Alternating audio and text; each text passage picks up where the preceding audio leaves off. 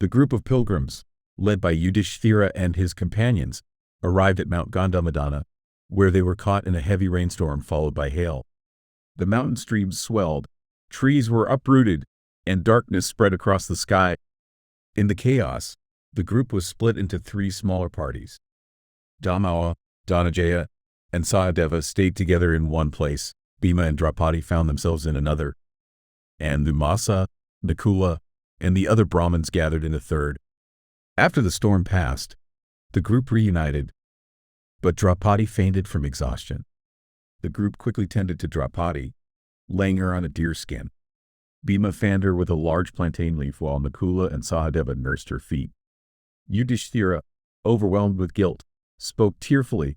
The king of Panchala once hoped that his daughter, born from the sacred fire and raised in luxury, would live a life of joy after marrying the Pandavas. But now, because of me, she suffers so much. Dhammawa and the other Brahmins comforted Yudhishthira as Draupadi slowly regained consciousness. Yudhishthira turned to Bhima and said, "Panchala can't continue walking like this.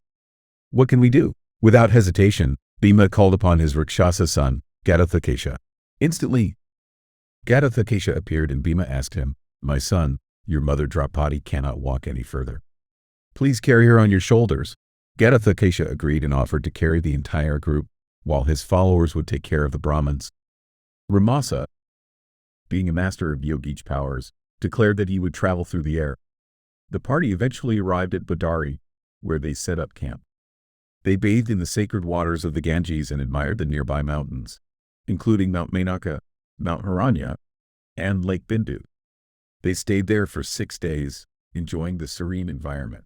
One day, as Bhima and Draupadi were taking a stroll, a golden lotus with 1,000 petals, carried by a gentle breeze, landed at Draupadi's feet. Its sweet fragrance filled the air. Amazed, Draupadi said to Bhima, "I've heard of this Saugandhika flower, but this is the first time I've seen one.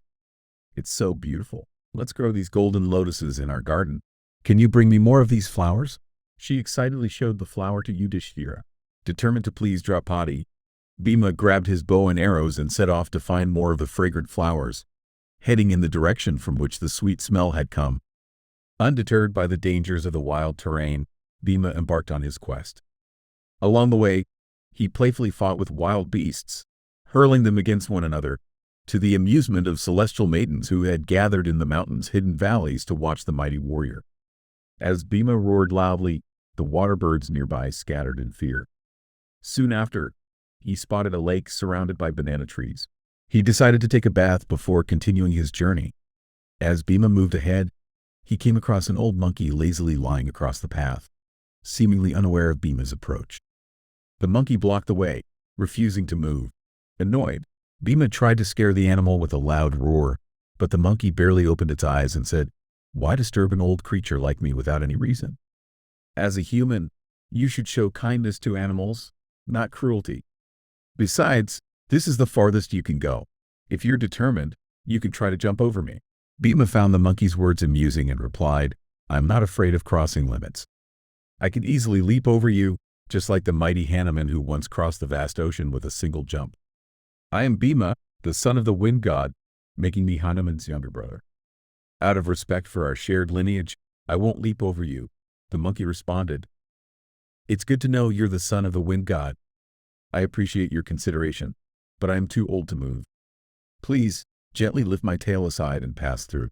True strength lies in combining power with compassion. Bhima confidently tried to lift the monkey's tail with his left hand, but it didn't budge. Surprised, he used his right hand and put all his strength into it, yet the tail remained unmoved. Despite his great efforts, Bhima couldn't shift the tail even an inch. He tried again and again, sweating and straining, but eventually, he realized this was no ordinary monkey.